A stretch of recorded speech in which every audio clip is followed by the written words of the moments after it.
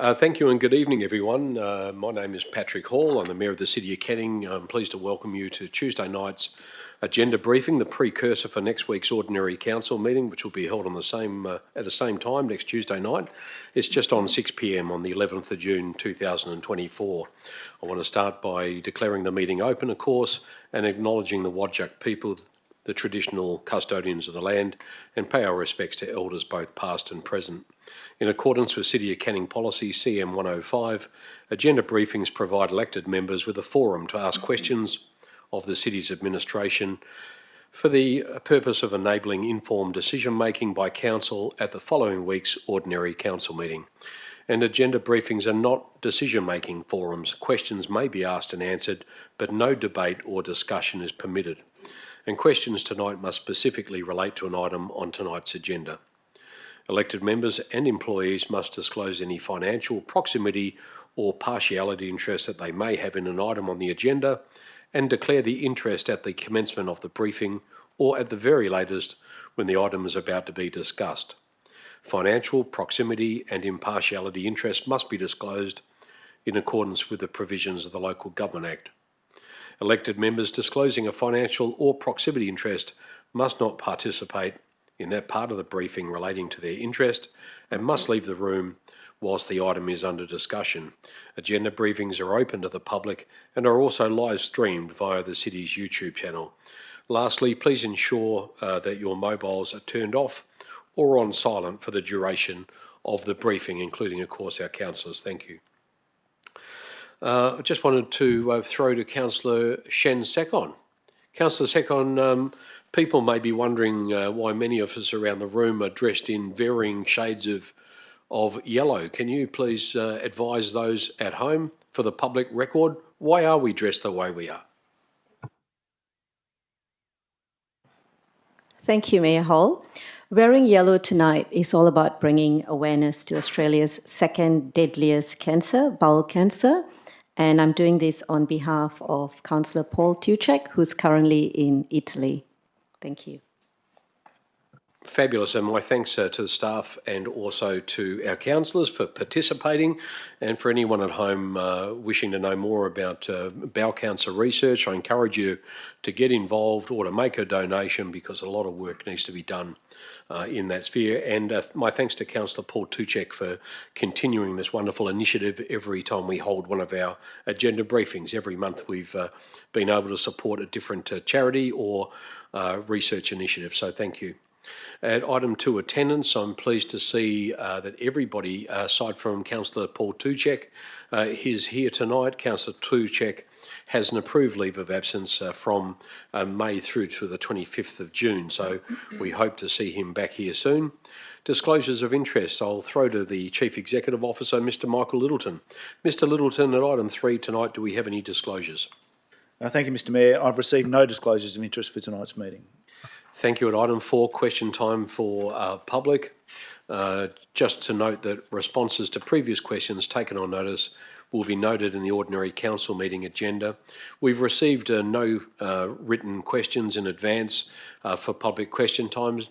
We don't have any questions from the public gallery, so I won't open or close public question time. We shall move on to item 4.3, which is deputations. There are none tonight. At item 5, items brought forward for the convenience of those in the public gallery. There are no such items tonight. Reports of committees. I note that the recommendations of the Audit and Risk Committee held on the 30th of May 2024 will be presented at next week's ordinary council meeting, which is the night of Tuesday, the 18th of June. The first item for discussion tonight is OC 004 of 24. It's item 7.1, the responsible officer being Mr Michael Littleton, the Chief Executive Officer of the City of Canning, and the title is Annual Review of Delegations of Authority 2024. The recommendation for the annual delegations is on page 5 of the agenda and is on screen. Are there any questions, councillors, in relation to the delegations? No questions, thank you. We will move on to item 7.2, the responsible officer being Miss Lorraine Driscoll, the Director of Corporate and Commercial. It's CC 011 of 24, the monthly financial report for the period of April 2024. The officer's recommendation is on screen. Thank you, staff. It also appears on page 12 of tonight's agenda. Councillors, any questions in relation to the monthly financial report? Deputy Mayor, yes, go ahead. Thank you, Mr Mayor. Just a couple on page 27 to do with the capital expenditure through you to Director Bowe. Just with the Corinthian Hall condition renewal, it says here that it's due to it being a 2-year project delivery, just making sure that that 2 years is this current financial year and next financial year. Director Bowe. Thank you, Mr Mayor. Yes, Deputy Mayor, I can confirm that. Thank you. And just finally, with the Rossmoyne Bowling Club, it says here a further 121,000 is committed to this project. Could I just get the total cost of that ceiling work? Happy to take that on notice. Director Bowe. Yeah, happy to take that on notice, Mr Mayor. Thank you. We'll take that on notice. Anything further? Thank you. Councillor Shen Second. Thank you, Mayor Hall. In reference also to capital expenditure on page 28, could I request for the Regional Park Shared Path map from Cannington to Willerton via the Regional Park? And also just confirming that the shared path connecting Cannington to Willerton via the Regional Park construction is anticipated to commence this month. Director Bowe, you're writing furiously there. Yeah, I'm happy to provide that information to all elected members, Mr Mayor. I do believe, though, that it does relate to the Wilcox Street element of the footpath and the first stage of that remaining element of the path, but I'll confirm prior to the OCM. Thank you. Any further questions? Yes, Councillor Bain. Thank you, Mr Mayor. Referring to the same page as Councillor Second, the Metcalfe-Nicholson Road project, there's been a new comment inserted there, additional option to be modelled and reviewed by Main Roads WA. So as I mentioned, that's new, a new comment. Can we have further information about the additional option and the modelling that has to take place, and if this is going to push the project back even further? Thank you. Director. Happy to provide that information, Mr Mayor. Thank you. Councillor Bain. Corporate credit card transactions, Mr Mayor, the description staff amenities, what is that referring to? Thank you. Director Driscoll.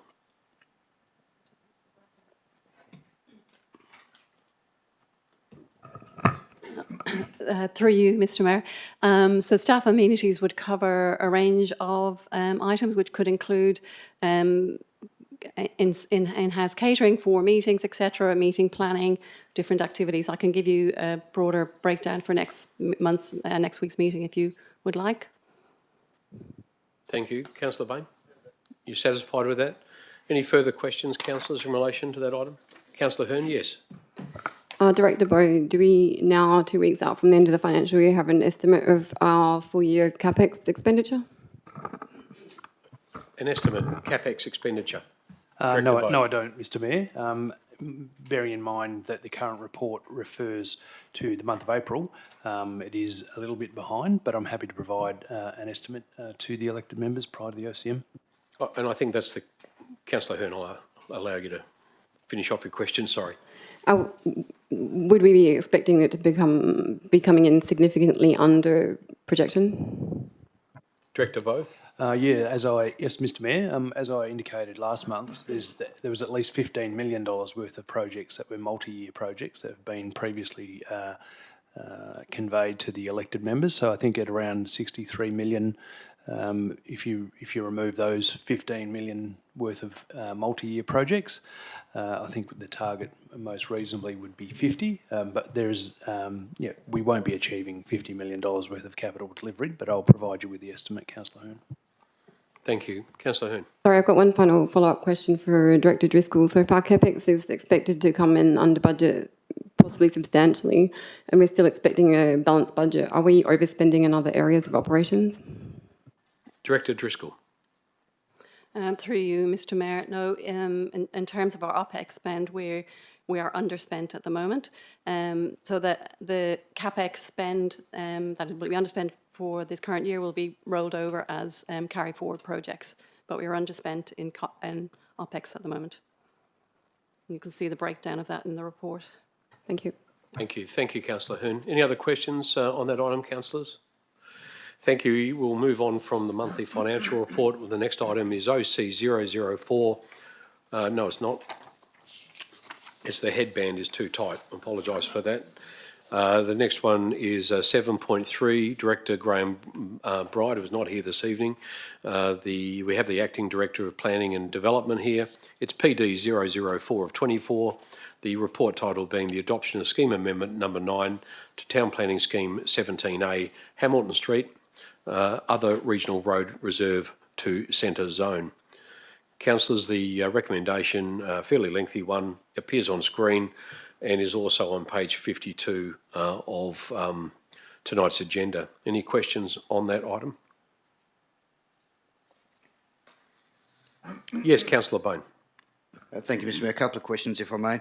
Yes, of course. The city's submission to the WAPC contained a couple of concept maps in there which aren't very clear. Could we please have a copy of those two maps? Director, can we... Acting Director. Through you, Mr Mayor, yeah, happy to provide them to councillors.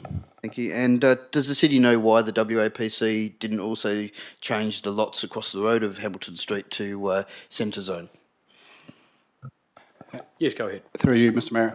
That was raised by the city's officers in discussions with the DPLH through the MRS amendment. However, we are unaware why the DPLH and the WAPC didn't decide to do that concurrently, as well as this scheme amendment to LPS 17A. Thank you. Thank you. Any other questions? Councillor Hearn, thank you. If council, acting Director of Planning and Development, I'm sorry I don't know your name. If council were to oppose this proposal, would it have any impact whatsoever on the state government's proposed use of this land?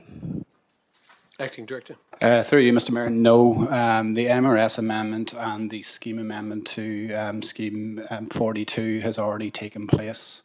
And so the lot itself and the adjacent lot is earmarked for development by the Department of Communities, which is a short stay Aboriginal residential development. That's currently in the design stage at present, and the city is unaware of when that would be proceeding to a development application.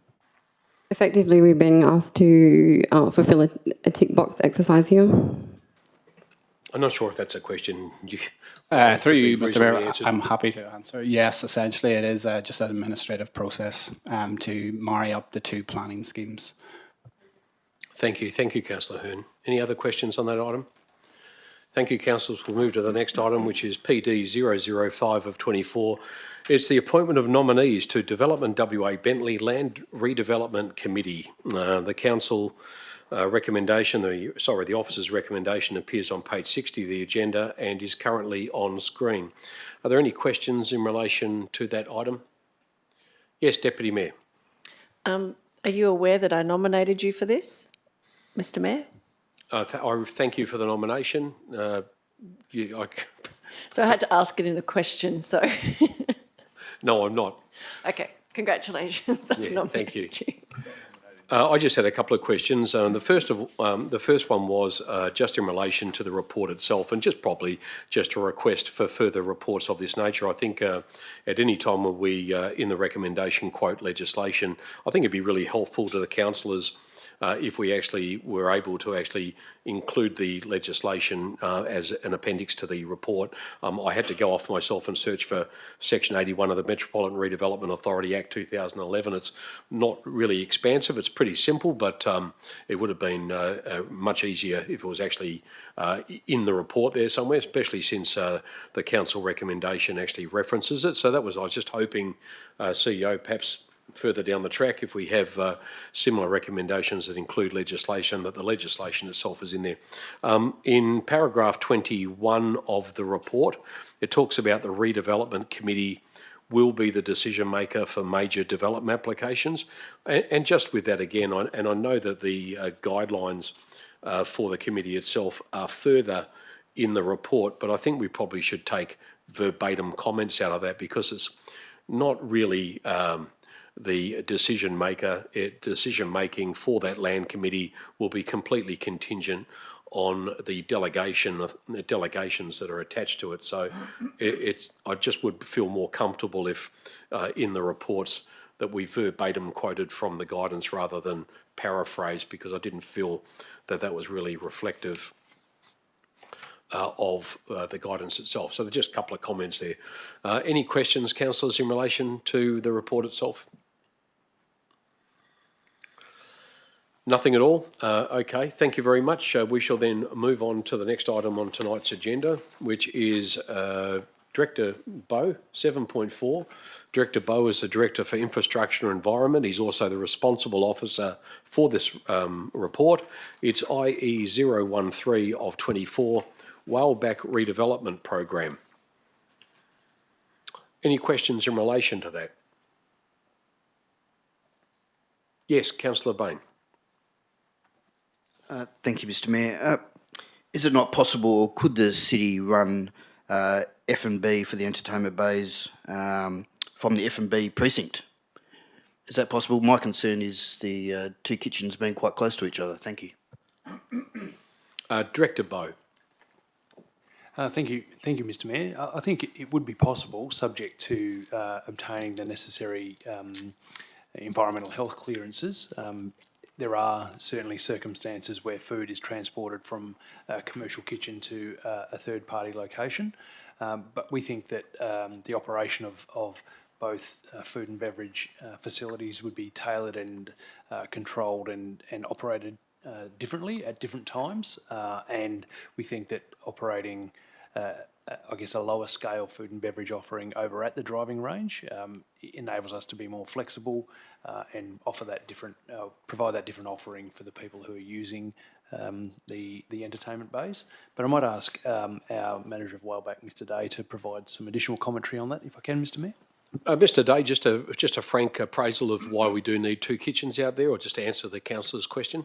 Yeah, thank you, Mr. Mayor.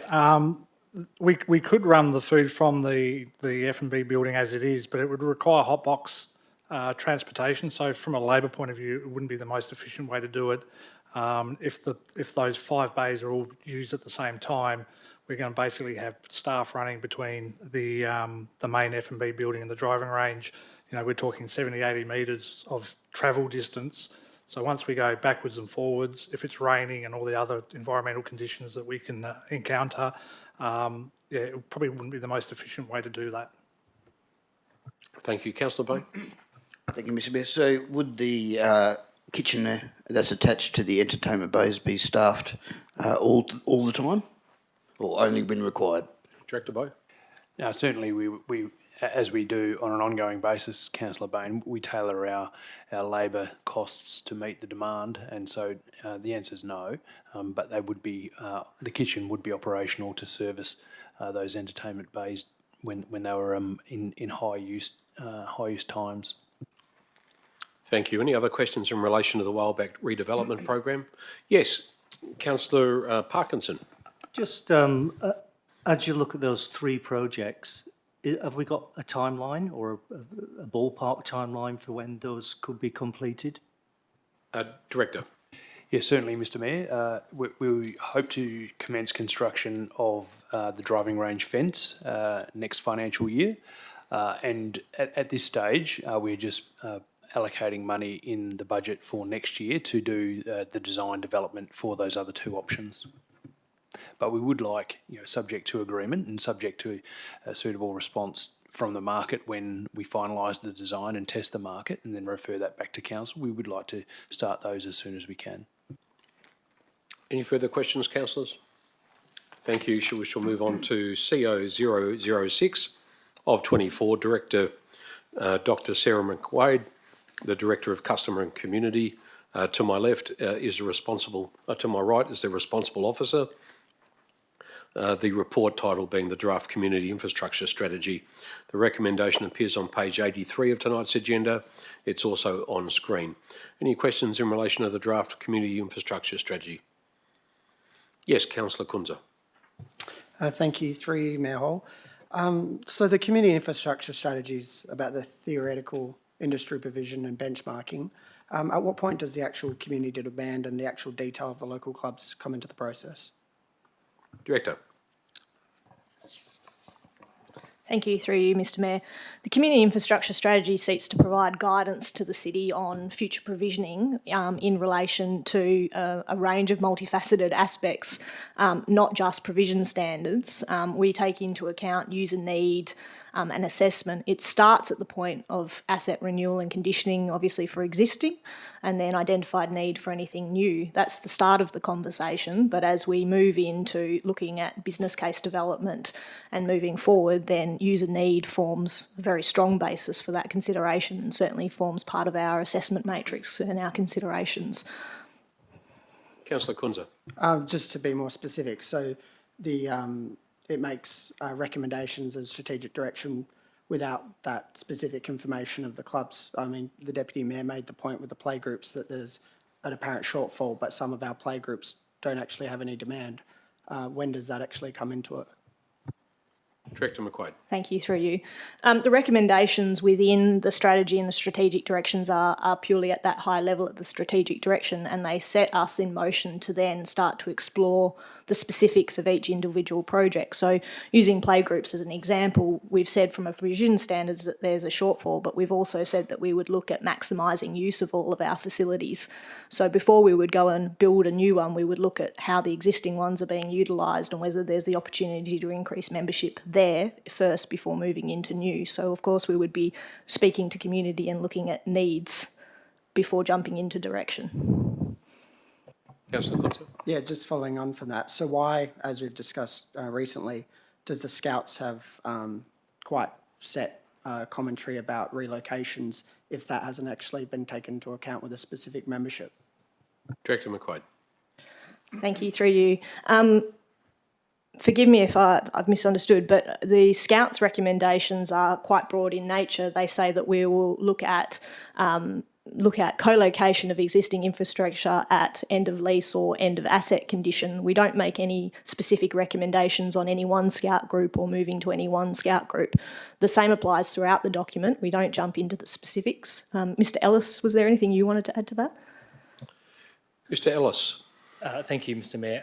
Just that there is a separation between infrastructure and service, and in some cases, whilst a group might no longer require or request its own piece of infrastructure, that service could certainly live happily in some of our other pieces of infrastructure, our community spaces, etc. So we're certainly not saying that that service no longer has a place within Canning, just that it may no longer require its own dedicated infrastructure. Thank you. Councillor Kunza. Sorry, can I just clarify? So the strategic direction under the Scouts one is the City's preference is to support the provision of existing facilities until the end of their tenancy arrangement or the end of the asset life, whichever is first, and work towards co-location and consolidation. Sorry. Why would we look at co-location and consolidation if the asset is not end of life for the Scout groups without even knowing how many members are using it? Director McQuaid. I'm not sure that the recommendation says that we would. It would just be that we would explore, and of course that would be through a needs assessment and a business case that would come to council. So the recommendation does say that the strategic direction says that we will, at the end of asset life, look at co-location as necessary. We can't find a suitable co-location. Sorry, I was just trying to understand why the City has a preference on the strategic direction without actually understanding the numbers utilising the facility. Sorry, thank you for clarifying. I think it's about how many assets the City can reasonably sustain and maintain. We know that we have a lot of existing infrastructure that is probably largely underutilised. So where we can maximise use of facilities, that's obviously one of the principles that has driven part of our conversation with the CIS.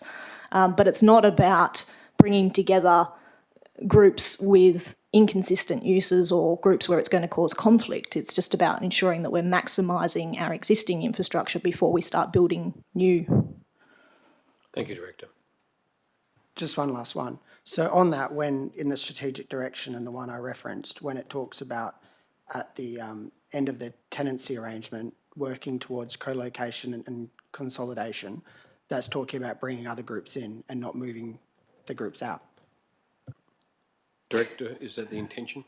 Thank you, through you. If the asset was at end of life, then we would have to have a conversation about whether that asset is going to be maintained, or if it's at end of life, I'm assuming we're at end of life, so therefore we would look at other facilities first before we jump into moving it. But if it comes to an end of lease, it would be about having a conversation about how do we maximise the use of those spaces. And as we've mentioned previously, that is also in line with Scouts WA's provisions as well. That matter would still be determined by council. Of course, and this is where the CIS all but does is set the direction and sets the work then. Any decisions around end of asset life or moving leases and everything will obviously come on a case-by-case basis to council for your decision making. Sorry, Michael, did you want to add anything to that? Thanks. There's a range of things. I think what we're looking at is looking to optimise the use of our current facilities. We overlay the needs assessment with the infrastructure renewal requirements with the functional requirements going forward. My understanding of this document also is that the team have actually considered current use of and current membership numbers. They've overlaid that around provisional standards at a much more strategic level so that we can start to assess whether we are over-provisioned in some assets, under-provisioned in others, so that we can ultimately look to optimise the use of the many pieces of infrastructure, reserves, etc., that we have here at the city. So I do think that we have had a look at the use data and overlaid that against the broader provision standards that that are generally being provided so that we can optimise use. I think it's always important to consider, even at any tenancy, regardless of the service, whether that facility meets the needs of our community groups going forward, whether it is the current user or a different user. I appreciate that we're focused on Scouts in this particular conversation, but I think the general principle would be to contemplate use at the expiration of any lease, or in particular at end of asset life. Thank you. Councillor Kunze? So you can tell me how many members of the Willetton Scout Group there are? I think the city would have a fair idea how many members there are, Director. We could. I can't tell you sitting here right now at this moment, but it certainly has informed it. And we are in conversation with all of our groups. We're currently working with the Scouts groups on their leases. So we are in constant conversation. Some of the feedback we got through the consultation has provided us with updated information, and we're including that where it's relevant. So yes, it is something we are aware of and considering. But again, you would be looking at that at the time and place that you're doing the work on each individual site. Thank you. Thanks, councillors. Yes, Councillor Hearn. So my question is about the public consultation. I wouldn't consider the survey responses statistically significant. I've had feedback that the surveys themselves were perhaps a little bit complex to navigate, and the timing around school holidays and such may have discouraged people from responding. I'm cognizant of the fact that other councils did not actually undertake public consultation on their SIS planning. But my question would be, do you really think we have actually adequately capped... Sorry, I'd be addressing Director McQuaid. Do you think we've adequately explored and captured public sentiment and expectation around our SIS? Director McQuaid. Thank you, through you. Yes, I do think we have adequately, and we are in conversation, and the document is intended to be a living document. 313 survey responses, but over 3,500 people visited the site and had a look at the documents. A number, 1,600 or so downloaded. I think it is testament that there's nothing egregious in the document that people are outraged by, and hence the feedback is there. And I think in terms of strategies that we've taken to consultation, this is one of our highest engagements, but this isn't the end of the conversation, and I think that's the important piece. This document sets a strategic overlay and provides some guidance. The work that will come when we're looking at individual facilities and renew of infrastructure, we will be engaging with users of those groups on a regular basis as well. Thank you. Councillor Hearn. I hear that you say that 1,300 people who downloaded the survey and did not complete it means that they are largely satisfied with the direction and they don't find it egregious. I mean, the alternative is that perhaps they downloaded it and found it too complex to navigate and didn't complete. So I guess that's my question, is that perhaps some people who wanted to have a say did not. A bit of both, I think, probably. Through you, Mr Mayor. Surely there is a bit of both, but as we said, we didn't just rely on people going to the survey. We went to our libraries, we went to our leisure plexes, we went and met with seniors, we went and met with young people. So we got out there and we spoke to a lot of people.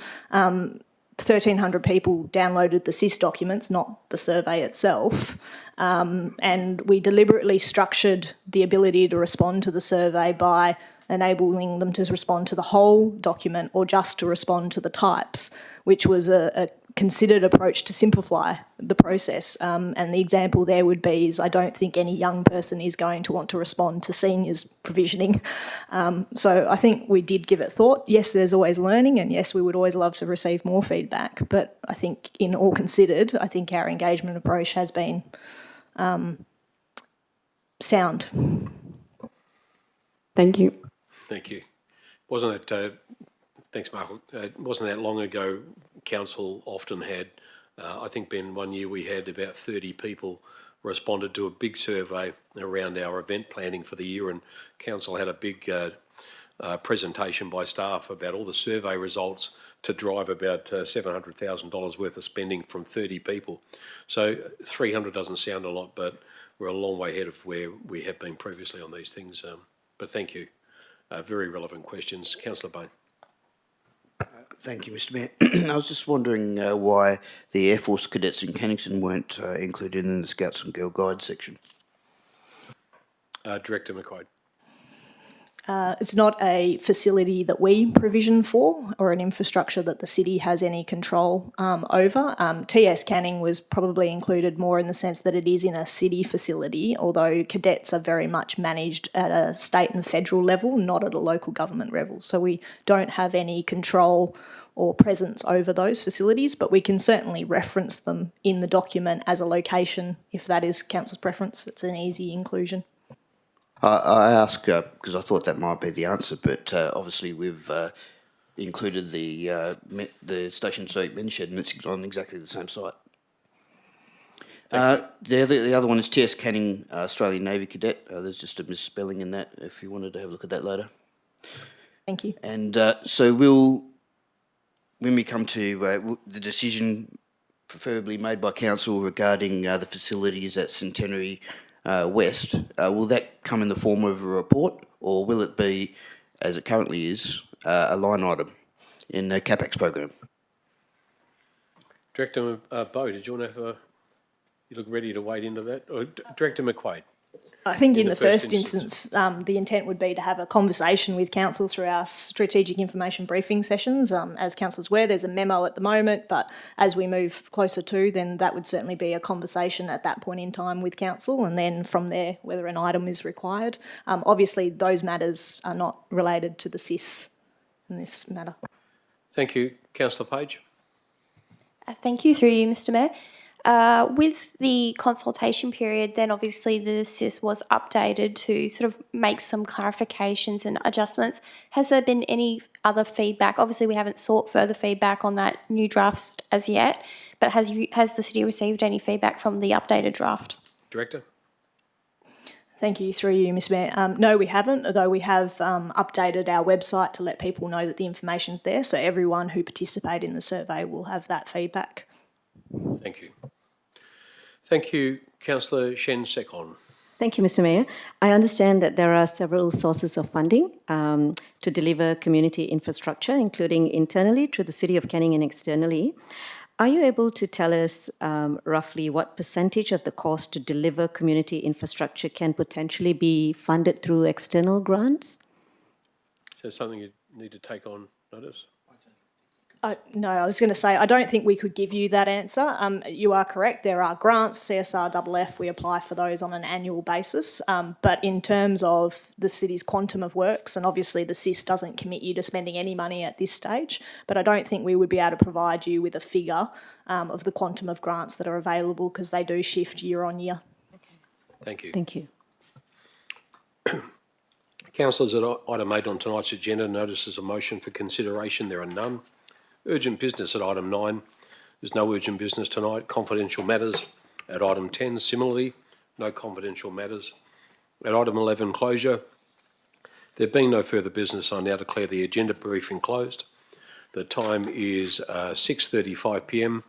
and I thank you all for your attendance. Thank you, councillors.